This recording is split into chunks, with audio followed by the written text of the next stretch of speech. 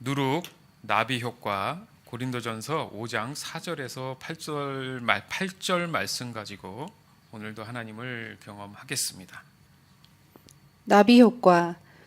기상 관측한 데이터를 통해 처음 이야기된 효과로 어떤 일이 시작될 때 있었던 아주 작은 양의 차이가 결과에서는 매우 큰 차이를 만들 수 있다는 이론이다. 이 개념은 후에 카오스 이론의 토대가 되었다. 브라질에 있는 나비의 날갯짓이 미국 텍사스의 토네이도를 발생시킬 수도 있다는 과학 이론이다.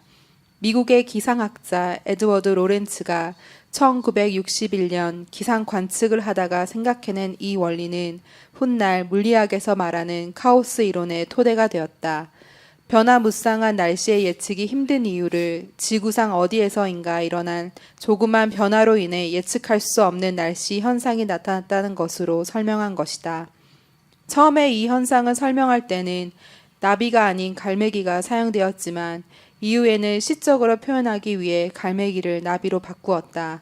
이 가상의 현상은 기존의 물리학으로는 설명할 수 없는 이른바 초기 조건에 민감한 의존성, 곧 작은 변화가 결과적으로 엄청난 변화를 초래할 수 있는 경우를 표현하고자 한 것이다. 나비 효과, 주산백과.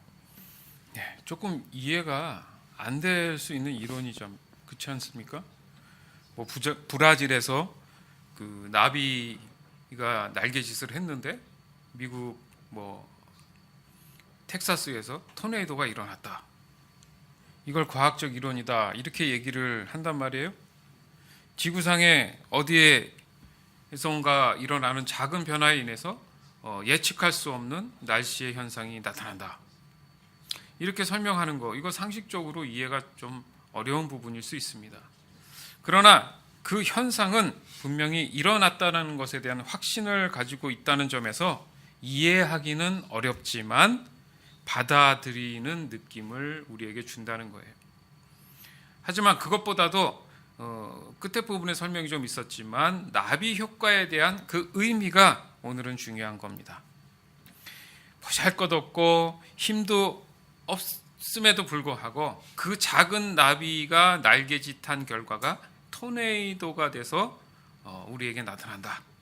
그 점이 과히 놀라운 결과라는 것이 오늘 우리가 주목해야 될 부분인 거예요. 오늘 포인트가 그겁니다. 바로 작은 어떤 무언가의 영적인 그런 날개짓이 결과적으로 엄청난 차이가 나는 그런 일들이 벌어진다라는 것에 우리가 오늘 다시 한번 깊이 묵상해야 될 줄 믿습니다. 거기에 성경적인 인용이 된다면 바로 그것이 오늘 본문에 나오는 누룩이라는 그런 점에서 한번 접근해 보기를 원합니다. 그러니까 우리가 한국 사람 정서에 좀 그런 게 누룩이라는 게 그래요. 그 술을 만들 때 효소를 지닌 그 곰팡이가 있어요. 그 곰팡이를 그 공류에 이렇게 그러니까 공류 아시죠? 예, 그런 공류에다가 번식시켜서 만든 발효제 그것을 분쇄해 한 그 밀이나 쌀 등에 반죽해서 어떤 모양을 만들어 놓은 다음에 적당한 온도에서 숙성시키는 것을 얘기한단 말이죠. 그러나 오늘 본문에 등장하는 이 누룩은요, 음식물을 발효할 때 쓰는 그 효모균이라고 해서 그것을 지금 가지고 예를 들고 있다라는 거예요. 그러니까 주로 빵을 만들 때, 빵을 부풀릴 때 쓰는, 그래서 밀가루 반죽할 때 넣는, 그래서 이 효모와 같은 경우 아주 작은 양으로도 전체에 미치는 영향이 큽니다. 그래서 그 밀가루 반죽 안에 작은 양인데도 불구하고 나중에 빵이 나올 때 보면 이렇게 부풀려서 이렇게 큰 모양으로 나타난다는 거죠.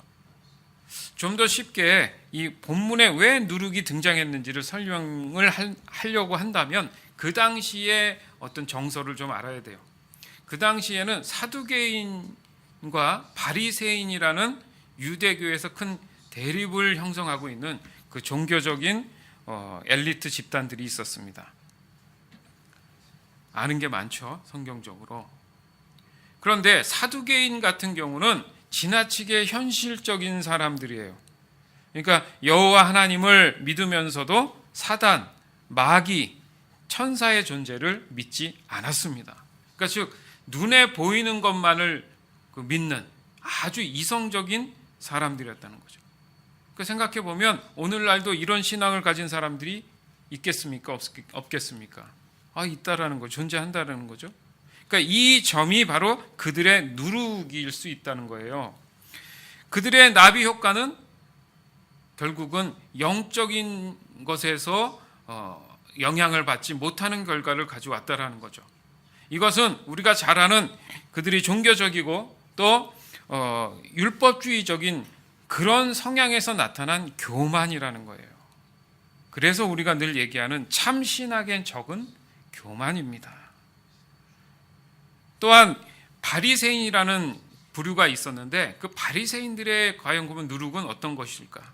그러니까 바리새인들은 사두개인과 다르게 천사의 존재를 믿는 듯 보이기는 합니다. 그런데 성경을 보면 그들 또한 눈에 보이지 못하면 인정하지 않았어요. 너무 지적으로 강하면 이게 증거가 자꾸 논리를 자꾸 요구하기 때문에 어렵다는 거죠. 그 확인이 될 수 있는 것이 이 사람들은 예수님을 쫓아다니면서 계속 표적을 보여달라고 합니다.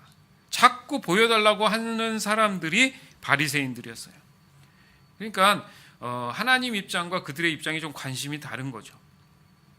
그들은 자신들의 그 종교적 율법주의를 늘 자랑하고 싶은 그런 교만이 항상 있었습니다. 따라서 예수님이 하신 그 이적이나 그 기적들을 눈으로 확인을 하면서도 예수님이 그리스도 되심을 쉽게 받아들이지 못했다라는 거예요. 이게 모순이에요. 분명히 보여달라고 해서 보여줬음에도 불구하고 그들은 마음에 그걸 믿지 못했다는 거죠. 지금도 그런 사람들이 있습니다. 결국 그들의 누룩은 의심이라는 것으로 볼 수 있어요. 그렇잖아요. 계속 의심하고 있잖아요. 바로 이 의심이라는 것이 바로 교만하기 때문에 나타나는 현상이라는 거예요. 이 두 가지의 경우의 사람들의 공통점이 그죠? 교만이라는 거죠. 그들이 하나님을 이해하고 받아들이는 방법은 좀 달랐습니다. 그렇지만 진리를 보지 못했다는 점에서 그 원인이 바로 교만이라는 공통점이 있었다라는 거죠. 그 결과들이 지금 우리들 마음 안에도 우리의 믿음을 방해하는 것들, 바로 걱정, 염려, 의심, 불안, 낙심, 절망, 두려움, 공포, 이런 것들의 부정적인 생각들로 인해서 잘못된 믿음으로 하나님을 바라보다 보니까 신앙생활이 이렇게 평탄하지 않다고 얘기를 하는 거예요. 즉 우리 마음 안에는 온전한 마음으로 신앙을 지키려는 그런 마음이 있는가 하면 반면 끊임없이 그것을 방해하는 요소들이 분명히 있다. 자, 무슨 말씀 드리는지 알겠죠? 누룩이라고 다 좋은 누룩만 있는 게 아닐 수 있다. 그 얘기를 하는 겁니다. 교만은 하나님보다 나를 더 내 자신을 더 사랑하는 걸 말하는 거예요. 이것이 늘 신앙의 문제를 일으켜요. 앞으로 나가지 못하게 한다는 거죠. 하나님이 주시는 좋은 누룩의 참 의미가 뭘까? 간단히 말씀드리면 정직과 온전함을 얘기합니다. 다시 말해서 복음 있지 않습니까? 예수 믿고 구원받는 거. 복음의 열매로 나타나는 현상이 정직함과 온전함이에요. 성경은 좋은 누룩과 나쁜 누룩으로 우리에게 정직과 온전함을 비교하고 있다는 사실을 아십니까?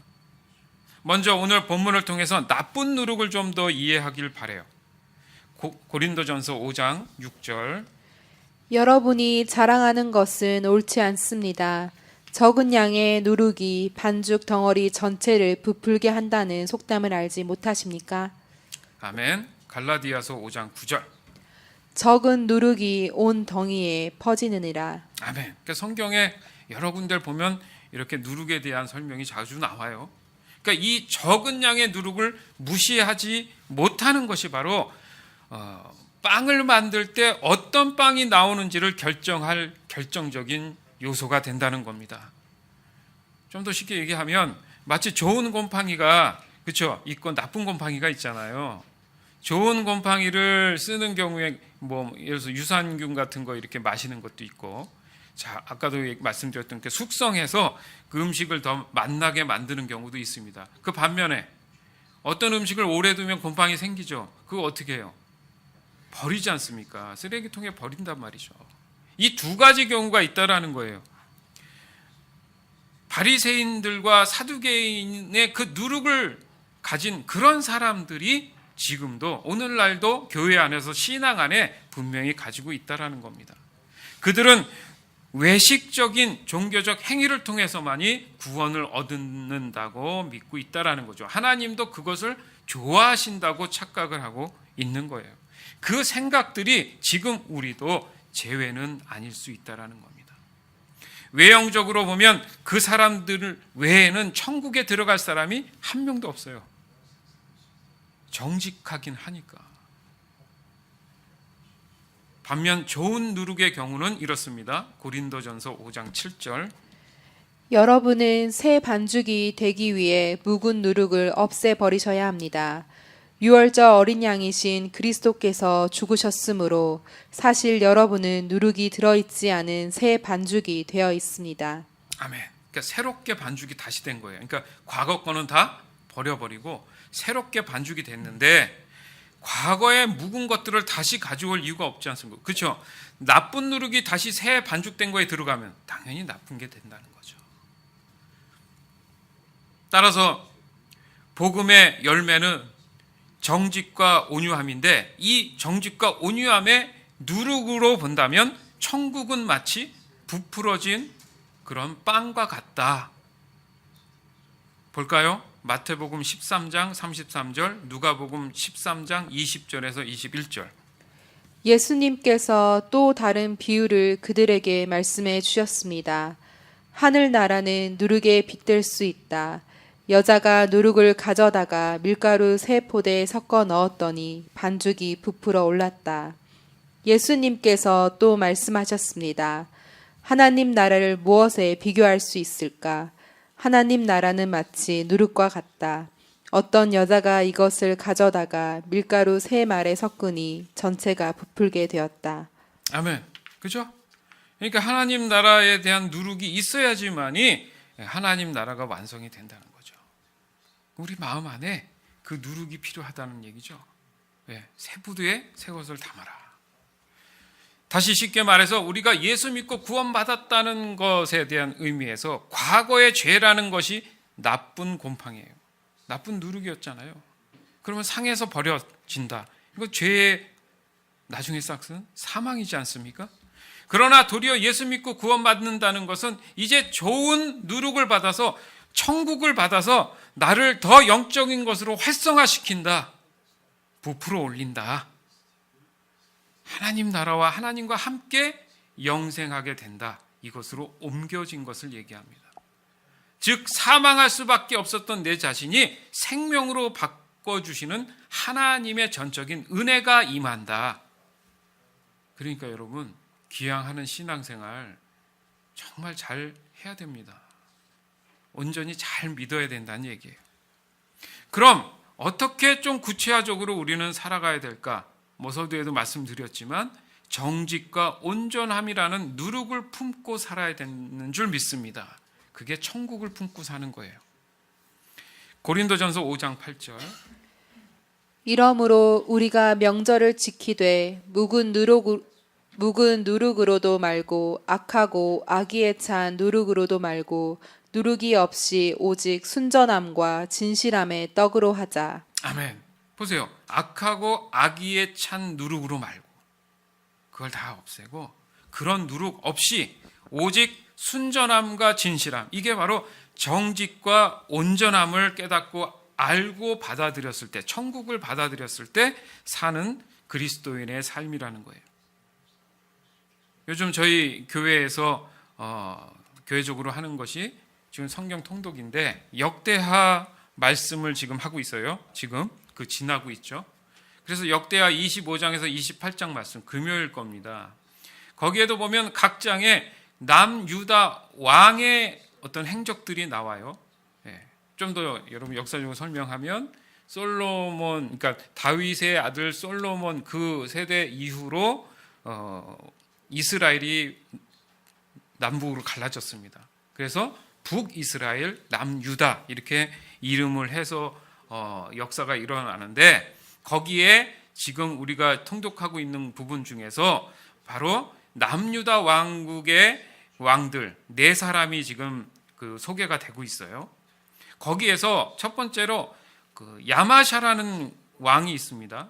야마샤라는 이 왕이 어떻게 표현이 되냐면, 하나님 보시기에 정직은 했으나 온전한 마음이 없었다, 이렇게 이 말씀에 나와요. 아, 신앙생활이 이럴 수 있겠구나, 신앙생활할 때 이런 사람이 있을 수 있겠구나, 이런 깨달음이 옵니다.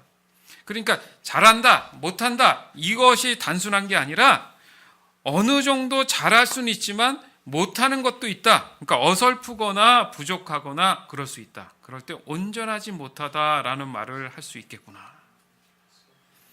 그것은 마음에 있다라고 말씀에 나와요.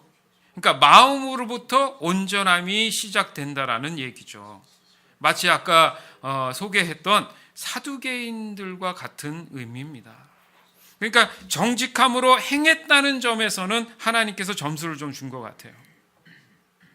그럼에도 불구하고 그 결과적으로 그는 교만해졌습니다. 아, 내가 내 마음이 온전하지 않으면 교만해지는구나.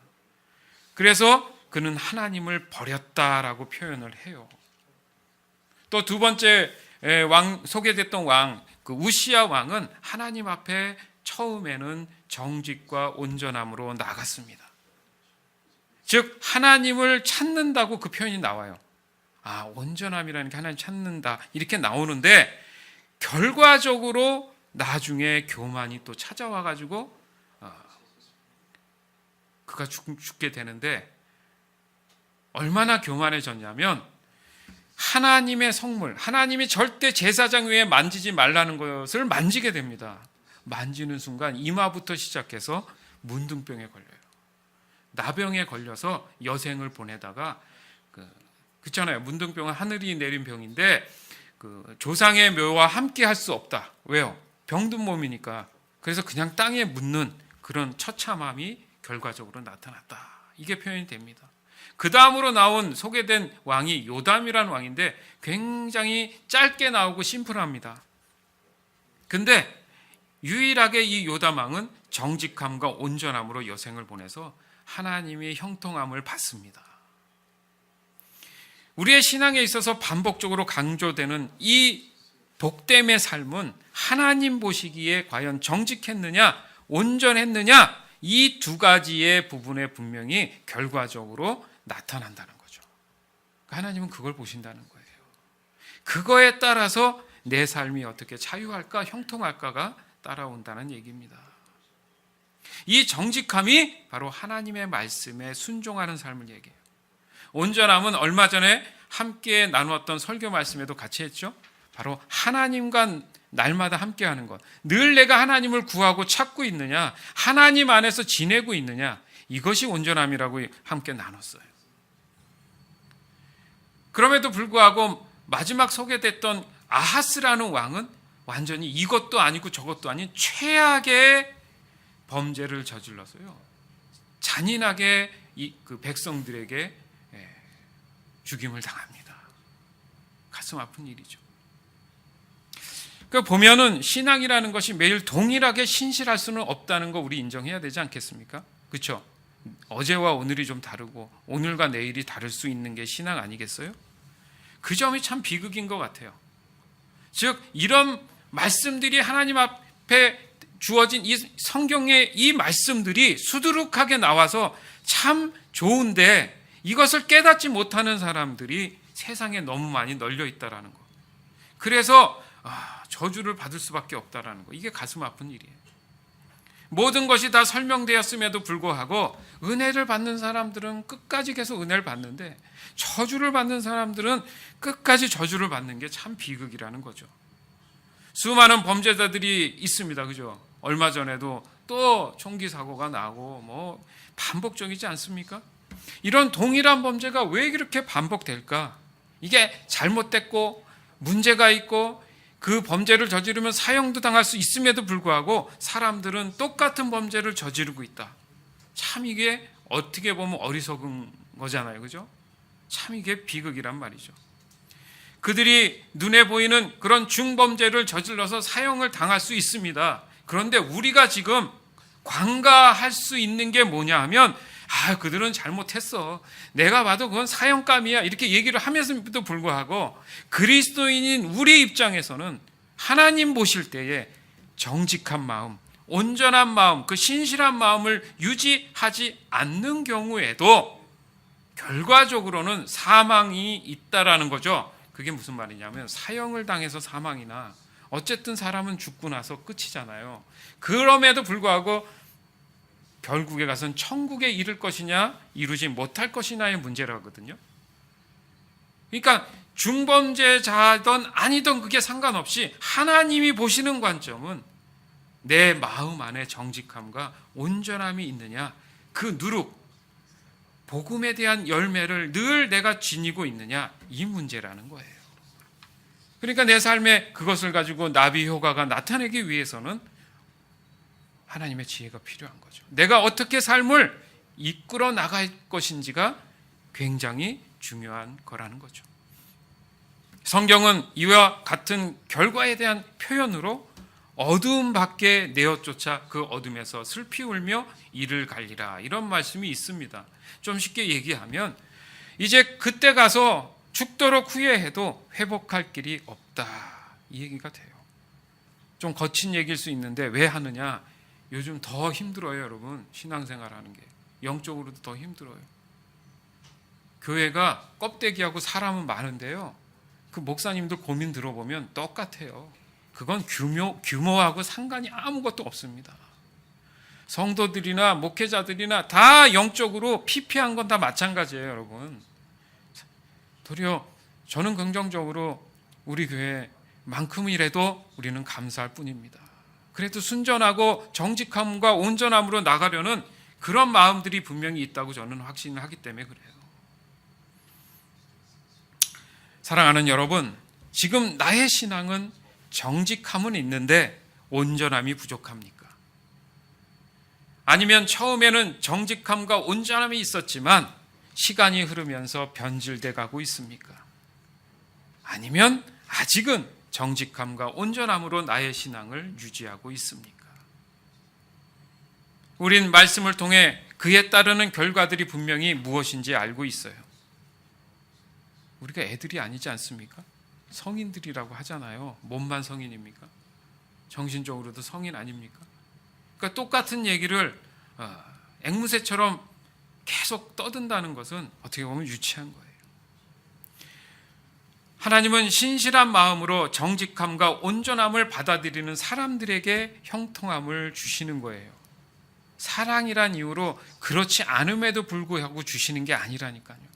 우리가 하나님 앞에 해야 할 그런 것이 바로 온전함, 이 정직함을 신실하게 지켜나갔을 때 하나님이 반응해 주신다는 겁니다. 이 두 가지 중에 하나라도 되지 않거나 훗날 교만해진다면 처음의 형편보다 더 나빠질 수 있다라는 거, 그냥 경각심이에요. 여러분, 그래야 내 마음이 좀 뭔가 꿈틀거리지 않을까 싶어서 저도 그렇고 우리 모두가 그런 부분에 대해서 다시 한번 돌아보자는 얘기입니다. 좋은 누룩과 나쁜 누룩 모두 나비 효과가 있습니다. 하지만 그 결과는 완전히 다르다는 사실을 우리는 명심해야 돼요. 그러니까 과정 속에서는 모르는데 결과적으로는 그 결과가 완전히 다를 수 있다는 생각을 하면 지금 이 과정 속에서도 나는 어떻게 살아야 될지를 분명히 인식해야 할 필요가 있다는 거예요. 여러분 마음 안에 지금 여러분의 마음을 빼앗고 있는 게 무엇입니까? 그게 답이에요. 하나님보다 다른 것에 마음이 더 뺏겨 있다면 그것은 정직함과 온전함에서 좀 벗어난 거예요. 빨리 회개해야 됩니다. 오늘 이 말씀을 성령께서 우리에게 마음에 조명하여 비춰주셔서 여러분 스스로가 그렇구나, 주님 맞습니다, 난 어떤 상태입니다, 주님 도와주시옵소서. 이런 마음으로 다시 그 정직함과 온전함의 누룩으로 회복되기를 주 예수 그리스도의 이름으로 간절히 축원합니다.